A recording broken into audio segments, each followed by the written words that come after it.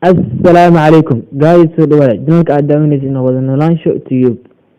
Fiidiyowen maanta wuxuu qusayaa sida loo sameystaa analytics in TikTok. Barnaamijka horeeyay ayaan u hadalnay sida loo isticmaalo. Asxaab badan ayaa naga codsadeen sida loo sameysto in aan kasoo sameyno tutorial. Okay, hadda waxaan gudbilanaa fiidiyogeena. Waxaad furanaysaa TikTok-ga. waxaad taabanaysaa meesha hoose ee me. markaad taabato meesha mi ku qoranta waxa kusoo baxaya profilekaaga. marka uu profilkaaga kusoo baxo waxaa kasi taabanaysaa meeshaas saddexda gan okay, hadda analytics waxaa laga rabaa meeshan udhexeysa TikTok iyo share profile. meesha udhexeysa laga rabaa.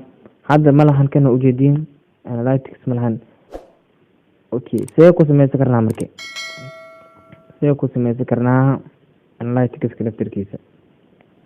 waxaad taabanaysaa meeshan ay ku qoran tahay manage my account.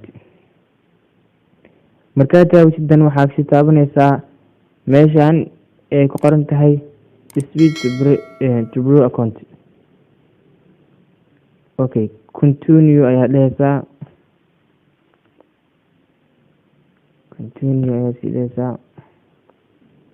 okay, wuxuu quseeyo waxaad dooranaysaa la raba hadaad tahay public figure, personal belong, education, media, music. qof walba wuxuu yahay qofkii arts qofka walba wuxuu yahay. anaga entertainment ayaa dooranayna waa youtuber amano.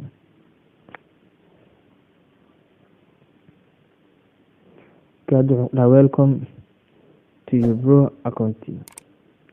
okay de akas an maxaa ku dhahay meesha share iyo share profile iyo TikTok meesha qoran tahay oo u dhexeeya kasoo dhexbaxa. hadda waa kana analytics assembliskiisa ku dhufanaysaa.